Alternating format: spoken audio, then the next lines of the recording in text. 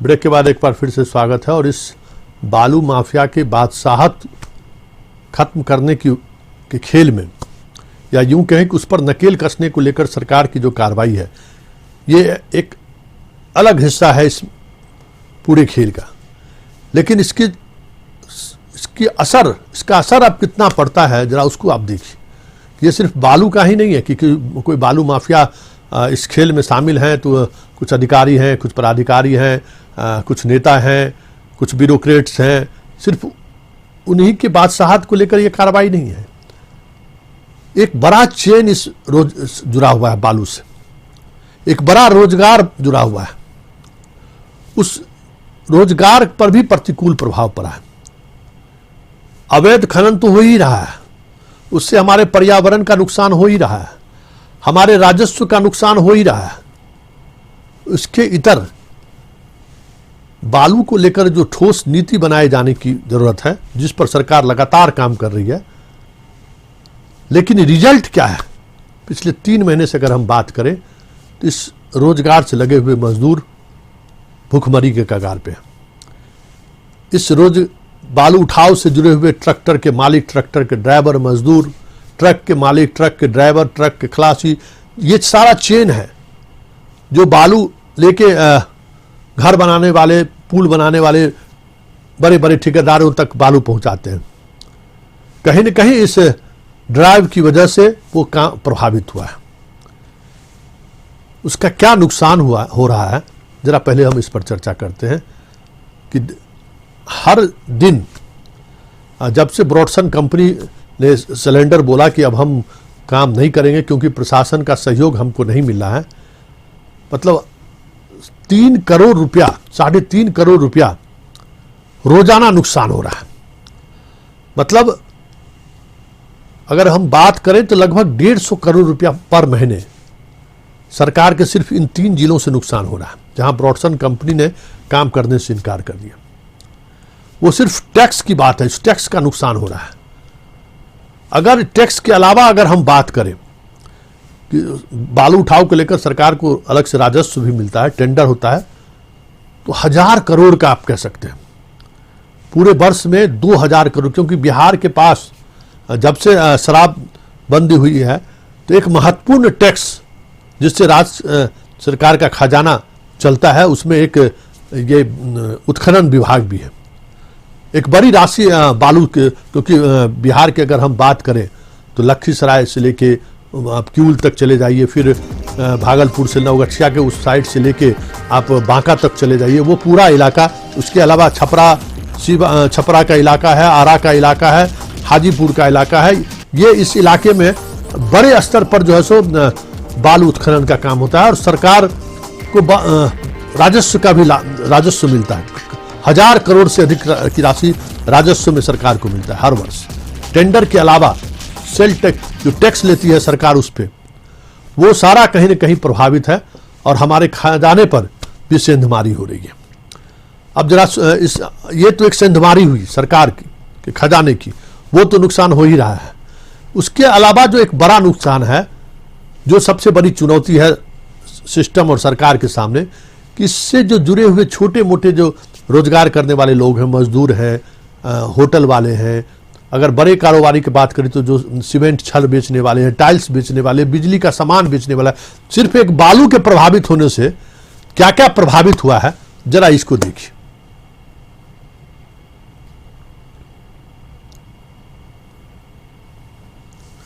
ये अब देखिए बालू कारोबार में लगे हुए मजदूरों की क्या राय है। जरा मजदूरों की राय हम सुनते हैं कि मजदूर क्या कह रहे हैं।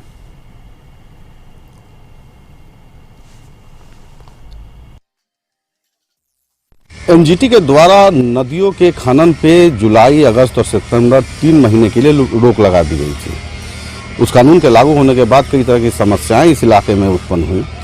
कई लोगों की, मजदूरों की अगर रोजी गई तो कारोबारियों का कारोबार गया। हमने कई लोगों से बातचीत की, जिसके बाद यही एक चीज़ जो निकल के सामने आई वो ये थी कि अगर बालू खनन इस इलाके में बंद होता है और बालू का कारोबार ठप होता है तो लोग रोजी रोटी के लिए पलायन को मजबूर होंगे और उनके चूल्हे नहीं जल पाएंगे। ये जो 2017 से इन्होंने बंद किया है, तब से बिहार में गरीबी तो पहले से ऑलरेडी थी, इसको बंद करने से और गरीबी हो रही है। प्लस जो यहाँ के मजदूर हैं, उनका यही आधार है कमाने खाने का, या वो लोग नाव से निकालें या बाल्टी छान कर बाहर जमीन में रखें, किसी भी तरह उसी से उनको घर परिवार चलना है। अगर इसको बंद किया जाएगा तो यहाँ से मजदूर पलायन करेगा। बाकी जब लागू लग गया, इसके 2017 से एनजीटी का लागू लगा 3 साल के लिए, भले 3 महीने के लिए। इसमें हम लोग परेशान है, हम लोग घर में लोग चूल्हा नहीं जल रहा है, हम लोग बालू से कमाते खाते थे, हमारा बाल बच्चा तरस रहा है, और गाड़ी और नाव कर्जा कर के लिए हैं, वो कर्जा बढ़ रहा है, पब्लिक को 2-4 रुपये सूद देता है, तब दोबड़े में हम लोग दबा रहे हैं। यहाँ के वरिष्ठ पत्रकार हैं श्री राम तिवारी, जो वर्षों से इस मामले को देख और इस मामले को कवर कर रहे हैं। हम उनसे बातचीत करेंगे और पूछेंगे कि आखिर इस मामले का हल क्या है। ऐसा नहीं था कि 3 महीने में जो पर्यावरण, कभी आपने सुना था कि नदी किनारे बालू के छानने से पर्यावरण को कोई क्षति होती है? निश्चित तौर पर सरकार के उन मुलाजिमों द्वारा टेबल पर बैठ करके लिया गया यह डिसीजन है, और यहाँ के मजदूरों के लिए काला कानून है। क्योंकि सरकार कहती है, एनजीटी कहती है कि 3 फीट से ज़्यादा नहीं करना है। ये मजदूर जो है नदी के प्रवाह में 4 से 6 इंच बालू ही निकालते हैं, जो 3 महीने निकाला जाता है, जिसको छनन का बालू कहा जाता है, और निर्माण कार्य के लिए वही सबसे उत्तम क्वालिटी कही जाती है। उसके निकालने से नदी का तटीय इलाका, जिसमें पेड़ पौधे भी शामिल हैं और जान माल की सुरक्षा होती है, अगर 3 महीने बालू अगर सोन नदी का नहीं निकाला गया तो वो तो तबाही मचा देगी नदी के तटीय इलाकों में। तो 50,000 तो मजदूर डायरेक्ट रूप से जुड़े हुए हैं इस कार्यक्रम में, और 50,000 लाखों लोगों का रोजगार इससे मिलता है। अब आप देखे होंगे कि अभी हाल ही में जमुना नदी पोकलेन मशीन द्वारा साफ कराई जा रही थी, जिसमें जी हाँ, यमुना नदी को पॉपलेन द्वारा साफ कराया जा रहा है। ये भी एक डिबेट का मसला है कि अगर जो पानी में तैरकर जो बालू निकल रहा है, अभी सब जगह सिल्ट जमने की बात आ रही है कि सिल्ट जमने से नदी का पेट भर गया है और इस वजह से बाढ़ तबाही मचा रही है। तो क्या उस सिल्ट के निकालने से पर्यावरण पर कोई असर पड़ता है? ये एक डिबेट का विषय है और इस पर हमें लगता है कि नए तरीके से सोचने की जरूरत है। अब जरा बीहटा दूसरा बड़ा इलाका है जिन इलाकों में बालू उत्खनन का काम होता है, उस इलाके से जुड़े हुए मजदूर, ट्रैक्टर ड्राइवर, ट्रक मालिक, क्या कहना है जरा आप सुनिए। बहुत परेशानी है सर, हम लोग भूखे प्यासे मर रहे हैं। बालुए हम लोग का कारोबार था, अब बालुए बंद है तो हम लोग कैसे जिएंगे, कैसे खाएंगे? अब बाकी देखिए उधर छपड़ा बलिया है, सब लेबर नाव पर खूब कमा के खूब अपना ऐश मौज कर रहा है। हमने गरीबी हालत में जी रहे हैं। यहाँ पर बालू चालू नहीं है तो हमने क्या करेंगे?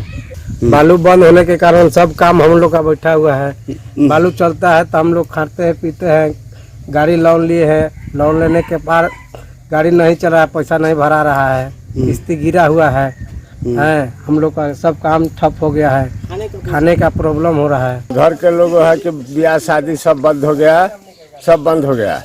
अच्छा, खाना भोजन जो टोला महला खिलाया जाता है वो सब काम खत्म है।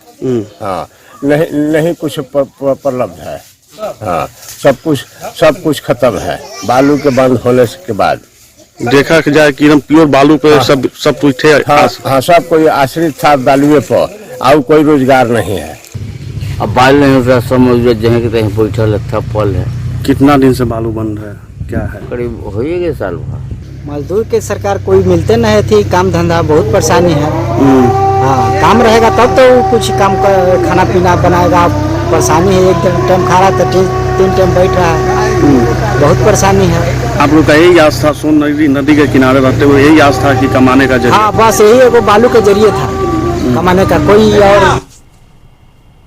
मजदूर तबाह है, ट्रक ड्राइवर तबाह है, ट्रक मालिक तबाह है, ट्रैक्टर का मालिक तबाह है, मजदूरों का हाल आप देख रहे हैं। सिर्फ इतना ही असर नहीं पड़ता है, हम आपको इससे बालू से क्या काम होता है, निर्माण का काम होता है, और उसमें भी सबसे ज़्यादा निर्माण का काम मतलब भवन निर्माण में बालू का इस्तेमाल होता है। भवन निर्माण से जुड़ी हुई जितनी सामग्री है, टाइल्स हो, बिजली का सामान हो, रंग रोगन का काम हो, सारा काम ठप है। जरा देखिए टाइल्स कारोबारियों का क्या कहना है, जरा आप भी सुनिए, फिर बाकी जो कारोबारी है उनसे भी हम बात करें। अवैध खनन बोलिए चाहे एनजीटी वाला बोलिए, ये लोग हमेशा ऐसे पीक टाइम में काम रुकता है कि सारा मार्केट जो है वो एकदम ध्वस्त हो जाता है। अभी देखिए बालूबंदी हो गया है, अभी हम लोगों का लाखों लाख क्या करोड़ों रुपया मार्केट में फंसा हुआ है, कोई काम नहीं हो रहा है, लोगों के पास बालू नहीं है, मटेरियल बालू नहीं होने के बाद कोई भी, चाहे वो टाइल्स का व्यवसाय हो, मार्बल का हो, ग्रेनाइट का हो या इत्यादि किसी भी चीज का जो सामग्री हो, जो उसका निर्माण सामग्री में यूज होता हो, वो लेबर तक भूखा मर रहा है, क्योंकि लेबर के पास काम नहीं है, बालू नहीं है तो काम नहीं है। और बालू आप निर्माण कार्य क्षेत्र इसी तरह से अगर बंद रहता है, इसी तरीके से अवरुद्ध रहेगा, उसका कोई अगर अल्टरनेट नहीं निकालेगा सरकार, सोचेगी नहीं सरकार, तो आम जनता व्यवसायिक तो मरेगा, तो मरा हुआ 2 साल से तो ऑलरेडी मरा ही हुआ है और आने वाले टाइम में और मरेगा। अभी देखिए माल उतारा, हमारे पास इतना भी पैसा नहीं है कि अभी हम गाड़ी का पेमेंट कर सकें। तो इस तरह का जो समस्या है, इसका निदान तो प्रशासनिक तौर पर। टाइल्स और मार्बल दुकानदार की अब व्यथा सुन रहे हैं, अब जरा सीमेंट कारोबारियों का व्यथा सुनिए, जिनका बहुत बड़ा कह सकते हैं कि मकान बनाने में सीमेंट का इस्तेमाल होता है, वो क्या कह रहे हैं, जरा उनकी बात भी सुनिए।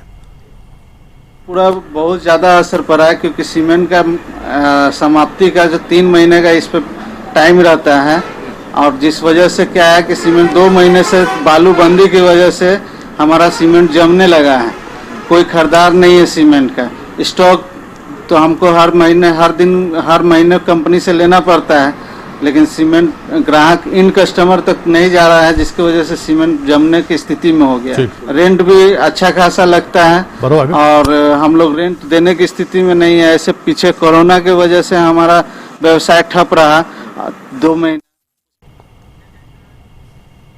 इतना ही नहीं है, आप बिजली दुकानदार और बिजली मिस्त्री भी पर भी इस पर असर पड़ा है, वो क्या कह रहे हैं, जरा उनकी बात भी सुनिए। से लगभग बिजनेस हो लगभग 25% हो गया। पहले कितना रोजाना का सेल? पहले 15-20 हज़ार रुपये सेल होता था, अभी लगभग वही 4,000 5,000 रुपये सेल भी है। निर्माण कार्य से जुड़े हुए कितने मतलब खरीदार आपके पास आते हैं? चलो भरो, लगभग डेली वही 10-20 लोग आते थे सामान लेने के लिए। मतलब सीमेंट कारोबार से लेकर सारे जो भवन निर्माण में जिन सामग्रियों का इस्तेमाल होता है, पेंट तक के व्यापार से जुड़े हुए लोग, व्यापारी प्रभावित हैं। इसके समाधान को लेकर भी सरकार ने एक फार्मूला बनाया, एक नीति बनाई है, जिस नीति के तहत सरकार आने वाले समय में जो ये 3 महीने में बालू उत्खनन को लेकर समस्याएं होती हैं, उसके समाधान को लेकर भी सरकार ने पहल किया है। क्या पहल है, जरा आप भी सुनिए हमारे उत्खनन मंत्री, खनन मंत्री जनक चमार जी की। बालू की किल्लत नहीं है। जून, जुलाई, अगस्त 3 महीने बालू का खनन पे पूर्णतः रोक लग जाता है। ये मानसून को देखते हुए बालू का खनन नहीं किया जाता है, तो ये 3 महीने बालू को जो आम लोगों में या सरकारी प्रोजेक्ट चलता है, उसके बालू को उपयोगिता को देखते हुए 3 महीने के लिए लगभग 15 लाख करोड़ सेफ्टी की बालू की जरूरत होती है। ये बिहार मेरे विभाग में 15,65,000 करोड़ सेफ्टी बालू बिहार में स्टॉक है। उसके लिए 28 तारीख को बीड होने जा रहा है। बिहार में कहीं भी बालू की दिक्कत नहीं आएगी। जिला प्रशासनिक, वहाँ का स्थानीय जिला और डीएम के नेतृत्व में और माइनिंग कॉरपोरेशन के माध्यम से बालू को सस्ते दरों में उपलब्ध कराने के लिए सरकार और मेरे विभाग कटिबद्ध है। एक समाधान मंत्री जी ने सुझाया है कि 28 तारीख को बीट निकलना है। हर जिले में कुछ खास दुकानदारों को अधिकृत किया गया है कि जो बालू का उठाव भी करेंगे, जहां सरकार का बालू जमा है, और वो बेचने का भी काम करेंगे। तो हमें लगता है कि अगस्त से स्थिति में थोड़ी सुधार होगी, अगर मंत्री जी जो कह रहे हैं, अगर उसका 100% बीट के साथ साथ उसका अनुपालन हो सके। चलिए इस खास कार्यक्रम को यहीं समाप्त करते हैं, फिर किसी नए मुद्दों के साथ हमारी आपकी मुलाकात होगी। फिलहाल हमें इजाज़त दीजिए, नमस्कार।